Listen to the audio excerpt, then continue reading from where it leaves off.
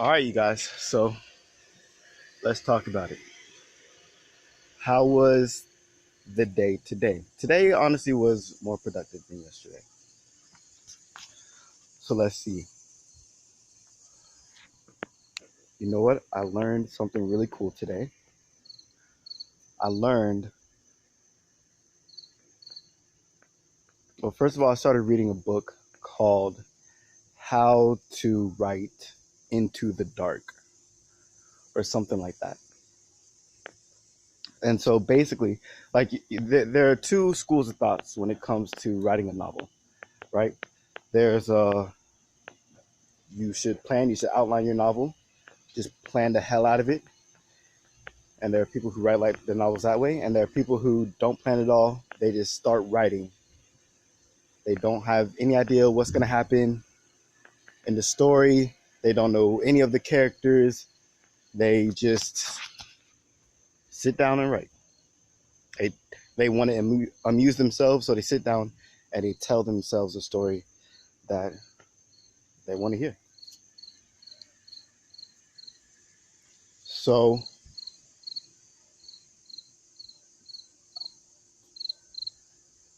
in this book called Writing into the Dark, the guy talks about a concept called the critical voice. And as a writer, the critical voice is that voice in your head that's telling you to, revise that sentence that you just wrote, or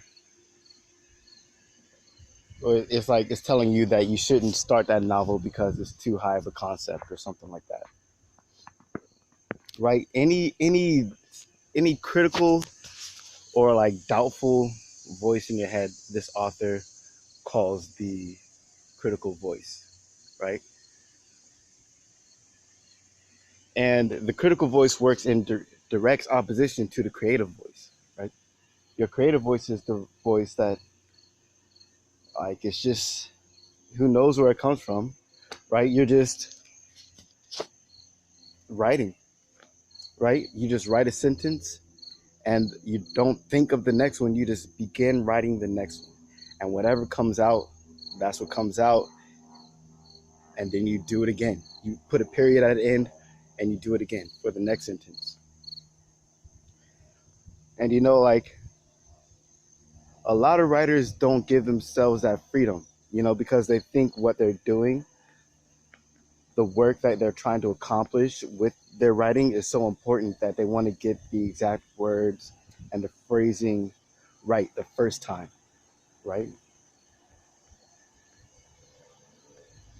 And so, like, they invite the critical voice into the creative process, but you cannot be creative when you're thinking from the critical voice or writing from the critical voice.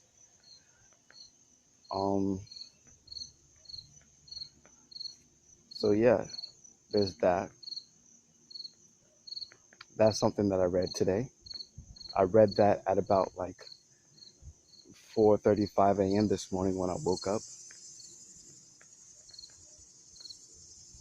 Read that. So I woke up, read. Okay, I'll be honest with you.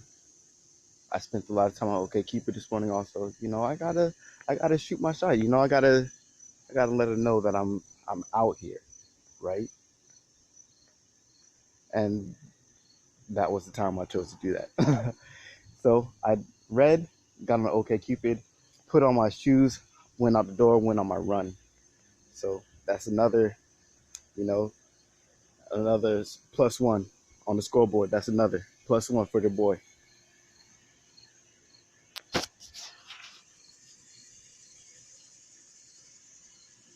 Let's see.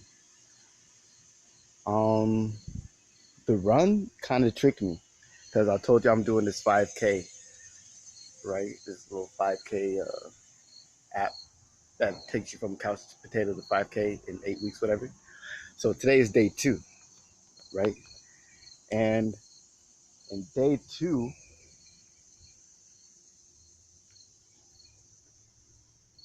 like, it's similar to day one in the structure. So it's like in day one they had you run for a minute and then walk for a minute and a half, and you did that 6 times, right? And so you look at day two real quick and you think, oh, day two is going to be the same as day one. Like, because they have the same intervals. You run a minute and then walk a half minute, right? And so you think, oh, yeah, day two is the same as day one. Like, I'm just going to do the same thing, except now I'm going to kill it. Like, I walked on some of the minutes on day one. I'm not going to walk on any of the minutes on day two, right? So that's what you tell yourself on the way out there. You're about to kill it, walking, walking, walking. Timer starts to run. Come to find out, you had to do it 8 times. On day one, you had to do it 6 times. Day two, they make you do it 8. And you already made that promise to yourself, like, yo, I'm running every single second of every one of these minutes today. Or, right? And so you can't go like a little bitch to yourself. You can't be a bitch to yourself, dude. Nah. And so, like, but man, that definitely taught my ass to be carefully. I was like, yo, I need to know what I'm getting into. No more of these surprises and shit, bro. Like, I mean, yeah, you're not supposed to be comfortable. That's how you know you're getting better. And I did run every single second of every one of those minutes during that interval. So I did get better. I improved. And I feel like I improved a lot. If I can run like in just that short period of time. Because there's like on day one, I ran 4 of the intervals. And like I mostly ran the last 2, but like I definitely didn't start on time. You know what I mean? So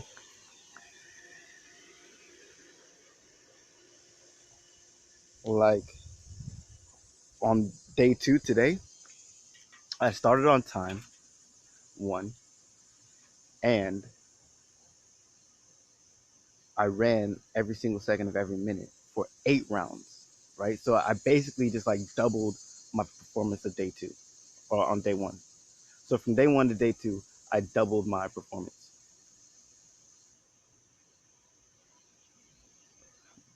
That's pretty sweet. That is pretty sweet. So now if I can just figure out how to do that with my copywriting career, we'll be in there like somewhere. Uh, let's see.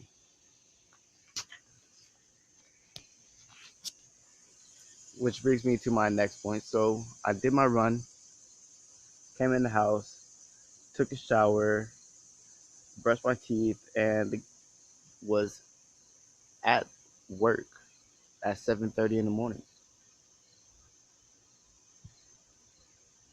And that was pretty sweet. Got started writing. I read a promo. Uh, I got my new computer came in today, so now I have a way of annotating on my promos, which I'm excited for. I am excited for. I can finally participate in these conversations, right? I can learn how to speak copy. Let's see. So read a promo, then I wrote. So the last night when I wrote, I did 700 words. It took me 33 minutes to write 700 words free writing, right? Today I just wanted to do the experiment to see like boost how much dictation would boost my productivity, right? So I set the timer for 11 minutes because let's be real, I'm not really used to speaking for like 30 minutes at a time. At least maybe not yet. When I do these videos, maybe that will change. As I continue, maybe I'll be able to speak for longer. But not at that point yet. So today I just started for 11 minutes and 11 seconds. Shout out to Gene Schwartz. And I dictated, I just talked. Output was 500 words. So I got 500 words in 11 minutes, which means if I had a 33-minute block like I normally do when I'm typing, I would have like 1,500 words if I were able to keep that pace. And I'm training myself to be able to keep that pace. Here is how. So I'm thinking when I read a promo a day, I'm just gonna read it out loud. Yeah, read it out loud, and as I read it, take notes on it. Um, Read the promo out loud, take notes on it, swipe what I like, discard what I don't, whatever. Then get right into writing my copy.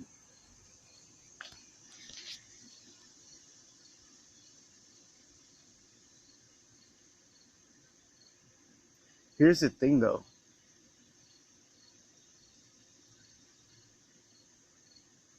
I think like dictation is good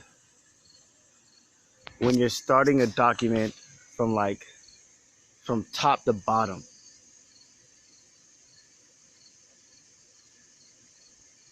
Right?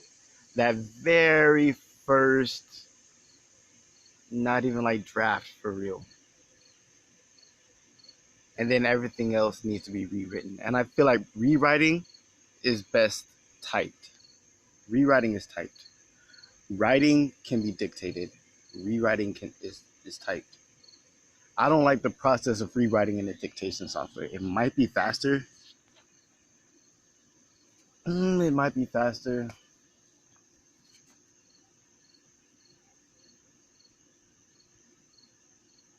Well, I guess if I'm gonna hit my goal, I guess maybe I'll just have to like, if it'll be faster, maybe I'll just do it. Just have to suck it up. Pause.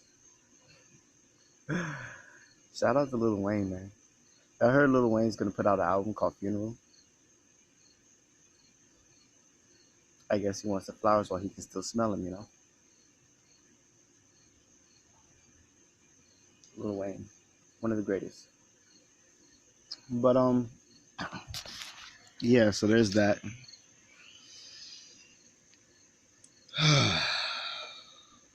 What else did I do today? Like I said, I got the computer. I wrote a poem today. I did. I was thinking yesterday, like after I concluded my note to self yesterday, I was like, yo, I really might just do something audacious and bold and be like, I'm gonna become poet laureate of the United States of America within the next 2 years.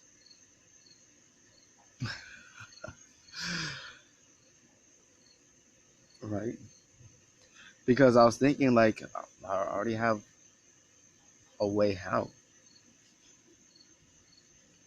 Right? Like I thought of a plan to do it. So the qualification to be poet laureate, if I'm even saying that word right, is first of all, you don't need to know how to pronounce laureate. The only thing you need to do is be elected or be appointed by the Librarian of Congress, right? And I don't know exactly what the criteria are that the Librarian of Congress looks for in a poet laureate, but the description of a poet laureate, like the job of a poet laureate, what they do is promote literacy and poetry throughout the nation. Like they work to increase the awareness of poetry in the nation.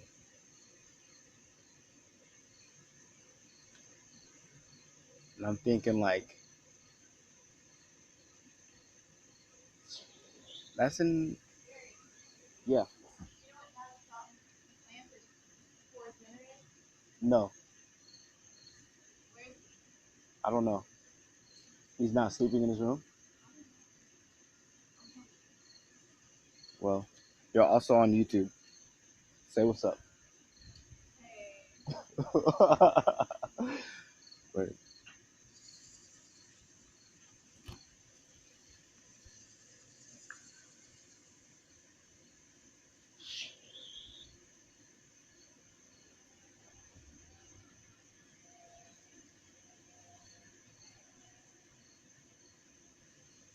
Yeah, it's an easy job. And I figure like if I'm on YouTube talking about writing, being a writer, documenting my writer's journey, and if poetry is going to be included in that documentation, and if I can get a wide enough reach, then yo, I'm promoting poetry. And I have a lot of freedom with my current employer, location freedom with my current employment. So I could, like, theoretically, for the next 2 years, just spend a month in every state, doing open mics, thinking, like, if I'm gonna be writing a million words a year anyway, like, let's donate some of those words to, like, charities. Like, maybe I could write grants for some organizations. Maybe I could, write fundraising letters for some organizations, you know, and like of course, give priority to the causes that I align with personally, which would be uh, Black children, and if it's promoting literacy or like awareness of poetry, like those are so Black children, improving literacy. Any of those programs are given top priority if I decide to do this whole lawyer thing for real. And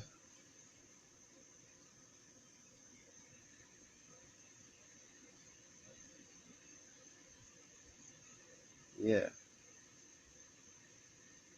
but it's like an idea I'm kicking around. I guess really I just have to get good at my job first. Um, yeah, like all this is just contingent on that. Like I still have a lot to prove to myself when it comes to this financial copywriting thing. And once I can do that, then I'm out of here, baby. I'm out of here, baby. Or I might just fucking decide to be selfish, nigga. I don't give a fuck. I am a man at the end of the day. You know what I'm saying? Like, I might just like say fucking just look out for me. Like, bro, there's nothing wrong with that. But I don't have to be the poet laureate to give to those kind of organizations. So maybe I should just do that anyway. Like, just find an organization I want to write for, and just like donate some words, a few words a day out of that 3,000. Because I did the math yesterday in my free writing where I broke it down. So I said I'll give 700 to my employer, and I'll give 500 to free writing. I will give 300 to poetry, and I would give 500 to uh, whatever other creative endeavor, which is like novel, screenplay, uh, you know, music, like whatever. Uh, what's that? 500 music, 500 free writing, 700 employer, 300 poetry slash gratitude. So that's like 2,000, right? So I still have like another 1,000 words.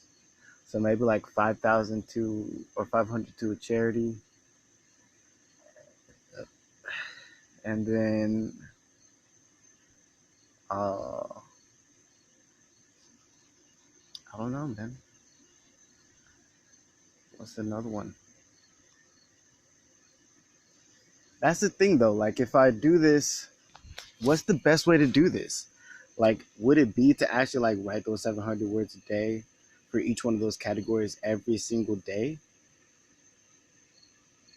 Would that just mean like I have too many ideas going on at once, and would they interfere with each other? Like how what's the best way to get to 1 million words a year in productivity? I don't have to answer these questions. At least not yet. So Hopefully you'll stick around to find out. If not, oh well. I don't have anything to put. Oh, yo, I got my computer, Surface Pro 6. Uh, if you want to check that out, like I didn't do an unboxing, but if you heard of it, thinking about getting one, and you like me, click my Amazon link in the description. Uh, no, let your let your browser be tracked by some of my cookies, and let your boy get some affiliate commission if you decide to buy it. Um, yeah, this is a pretty shit note to self. Not gonna lie, low energy, sitting, hood up, but uh, decent things to report. Oh, and then for my job, I cleared up whatever issue I had with the design team. My copy chief doesn't like the headline, but that's fine. I wonder, like, if I can test. Like, here's the thing, right? Baby boomers are dying, and if you want to grow a business, I feel like you can't grow a business by promoting your front end to a demographic that's dying. Like, that's how does that equal growth? Your front end, because you're promoting your front end to get people aware of you and your product, what you do, so that in the future they can give you more money, right? In the future, baby boomers are dead, so a dead man's not giving anyone money. At least not a business that's like, yeah, dead men rarely ever give people money.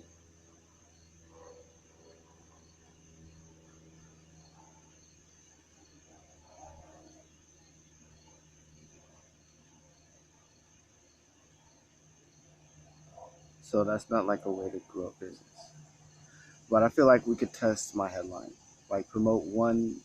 But baby boomers are still big, and they're not like all gonna die immediately. Like there's still money out there in that demographic, even though we've been marketing to them for however many fucking years, decades. So there's still money out there. Like we can capture that. But I mean, like let's also think towards the future. Dude, I feel like this is a shit note to self, man. Like I wouldn't watch this. In fact, well, I should. I don't want to. I should. I don't want to.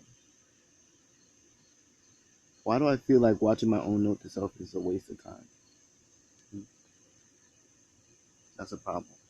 How can I make my note to self better for me and for you guys watching this?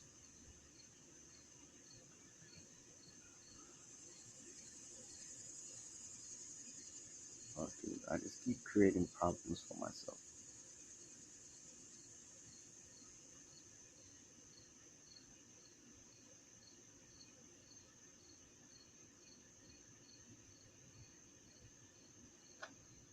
That woman you guys saw earlier, if you did see her, I don't know. It was kind of dark back there, and the light wasn't helping, and she was wearing all black.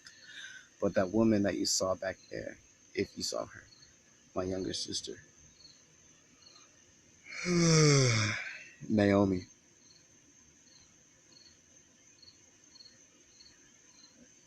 Yeah, let me just turn this shit off because I'm about to fall asleep. I don't even want to talk to you guys. Like, actually, like, yeah, my bad.